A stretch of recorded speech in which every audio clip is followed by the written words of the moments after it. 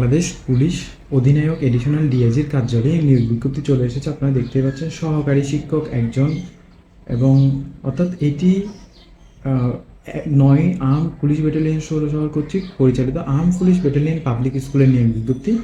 এবং এখানে সহকারী শিক্ষক, সহকারী শিক্ষক তথ্য যোগাযোগ প্রযুক্তি অফিস সহকারী কাম হিসাব রক্ষক, আপনারা দেখতে পাচ্ছেন নির্মাণ সহকারী, এই পদগুলোর জন্য আবেদন এসেছে। আপনারা যারা আবেদন করতে যাচ্ছেন দ্রুত এই পদগুলোতে আবেদন করতে পারবেন।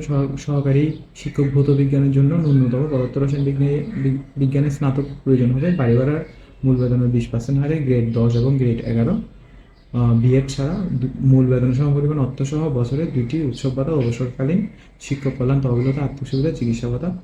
সহকারী শিক্ষকের জন্য আপনাদেরকে অবশ্যই স্নাতক থাকতে হবে, ন্যূনতম কম্পিউটার বিজ্ঞান এবং কম্পিউটার সায়েন্স, ইঞ্জিনিয়ারিং, তথ্য যোগাযোগ প্রযুক্তি বিষয়ে, এবং অথবা বাংলাদেশ কারিগরি শিক্ষা বোর্ড হতে ন্যূনতম 3 বছর মেয়াদী diploma in computer science and technology সমমান ডিগ্রি থাকতে হবে।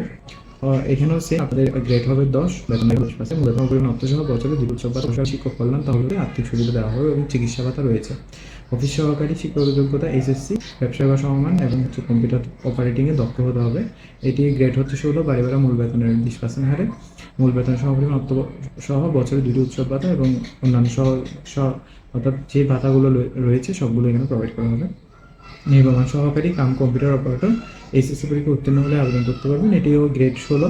আপনারা যারা আবেদন করতে যাচ্ছেন এই পদগুলোতে আবেদন করতে পারবেন, এবং এই আবেদনটি করার জন্য আপনাদেরকে প্রার্থীকে আবেদনপত্রের সাথে 1 বা 2 পদের জন্য 500 টাকার এবং 3-4 পদের জন্য 300 টাকার অফারের যোগ্য পে অর্ডার বা পোস্টাল অর্ডার সহ সহজে লিখিত আবেদনপত্র আগামী 26/4/2026-এর মধ্যে নিম্ন স্বাক্ষরকারীর কার্যালয়ে পৌঁছাতে হবে। শিক্ষাগত যোগ্যতার সকল সনদপত্র, নম্বরপত্রের সত্যের ছায়াকপি, জাতীয় পরিচয়পত্রের সত্যের ছায়াকপি, সদ্য তোলা 2 কপি, পাসপোর্ট সাইজের ছবি, যে কোনো আবেদনপত্র গ্রহণ বা বাতিল ক্ষমতা কর্তৃপক্ষ সংরক্ষণ করে। তো আপনার যে কোনো তথ্য এখানে দেওয়ার আগে অবশ্যই এটি সত্যায়িত এবং সার্টিফিকেটগুলো সত্যায়িত করে নেবেন। ধন্যবাদ সবাইকে।